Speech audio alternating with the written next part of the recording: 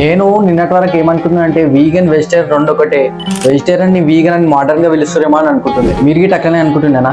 కానీ అది అట్లా కాదు. అసలు మ్యాటర్ ఏంటంటే చాలా మంది ఏమనుకుంటున్నారంటే వీగన్ వెజిటేరియన్ రెండు ఒకటే, కానీ దానికి జమీన్ ఆస్మాన్ ఫరక్ ఉంది. వెజిటేరియన్ అంటే మనకు తెలిసిందే, వాళ్ళు నాన్ వెజ్ తప్ప మీటే అనేది తింటారు. Vegetarian like fruits, vegetables and dairy products. కానీ వీగన్స్ కొంచెం డిఫరెంట్. వాళ్ళు ఏం చేస్తారంటే నాన్ వెజ్ తినరు, కానీ దాంతో పాటు డైలీ ప్రొడక్ట్స్ కూడా కన్సూమ్ చేయరు. Daily products like milk, paneer, curd, ghee ఇలాంటి ఏమి కన్సూమ్ చేయరు. మన బాలీవుడ్ లో కూడా చాలా మంది వీగన్స్ గా మారిపోయిన వాళ్ళు ఉన్నారు. విరాట్ కోహ్లీ, అనుష్క శర్మ, అమితాబ్ బచ్చన్ వీళ్ళందరూ వీగన్సే. మీరు గూగుల్లోకి పోయి వీగన్స్ ఇన్ బాలీవుడ్ అని కొట్టండి, మొత్తం లిస్ట్ వస్తుంది మీకు. ఇక మనకి ఇవన్నీ సంబంధం లేదు, మనం చికెన్, మటన్ తడి ఇస్తాం. కానీ నేను మీకు ఇది ఎందుకు చెప్తున్నా అంటే అర్థమైంది కదా difference between vegan and vegetarian. ఇంకా మీకు తెలిసిన వీగన్ ఫ్రెండ్స్ ఎవరైనా ఉంటే ట్యాగ్ చేయండి, అట్లనే కమెంట్ చేయండి. మళ్ళీ ఇట్లాంటి ఇన్ఫర్మేషన్ వీడియోలు ఇంకా ఎక్కువ కావాలి కదా, వాళ్ళు కావాలంటే ఛానల్ సబ్స్క్రైబ్ చేయాలి కదా, చేయండి.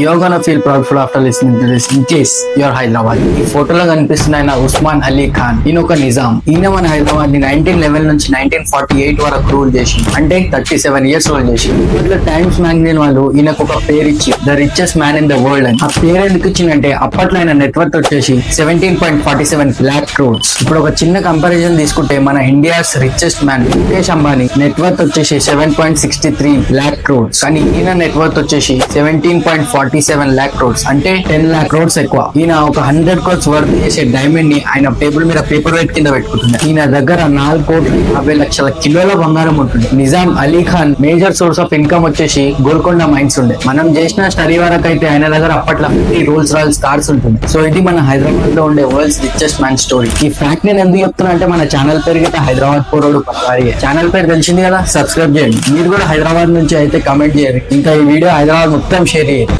ఈ పిక్ ని మీరు జిందగీలో ఒక్కసారి పక్కా చూసి ఉంటారు. అయితే ఇప్పుడు మ్యాటర్ ఏంటంటే ఈ ప్లేస్ కి మీరు కూడా విజిట్ అవుదాం అనుకుంటురా?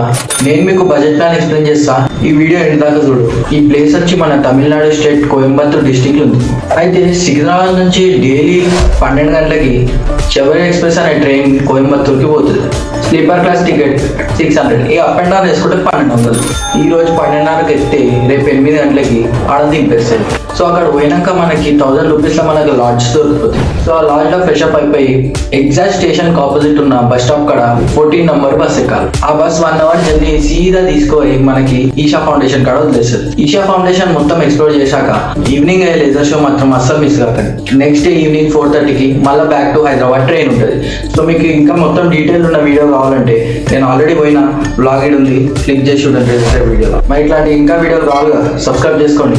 ఈరోజు గూగుల్లో ఆర్టికల్ పాపప్ అయింది. ఆ ఆర్టికల్ ఏముందని చూస్తే ప్రతి ఏడాది 30 లక్షల మంది ఆల్కహాల్ కన్జంప్షన్ అంటే మందడం వల్ల చచ్చిపోతుంది. ఇవైతే ఇంకా ఎక్కువ 80 లక్షల మంది టొబాకో కన్జంప్షన్ అంటే సిగరెట్ తాగడం వల్ల చచ్చిపోతుంది. ఇక ఇవి పక్కన పెడితే 2,80,000 మంది జంక్ ఫుడ్ తినడం వల్ల చచ్చిపోతుంది. 1,50,000 మంది ఏమో డయాబెటీస్ అంటే ఎక్కువ షుగర్ కన్జంప్షన్ వల్ల చచ్చిపోతుంది. ఇక ఇవి కూడా పక్కన పెట్టేస్తే ఆల్ ఓవర్ వరల్డ్ లా 8 lakhs మెంబర్స్ సూసైడ్ వల్ల చచ్చిపోతుంది. ఇంకా షాకింగ్ విషయం ఏంటంటే మన ఇండియాలో 1,40,000 మంది సూసైడ్ వల్ల చనిపోయేటోళ్ళు. ఇక ఇట్లాంటి వాళ్ళని మన శేఖర్ అని ఏమంటారు తెలుసా? ఎందుకు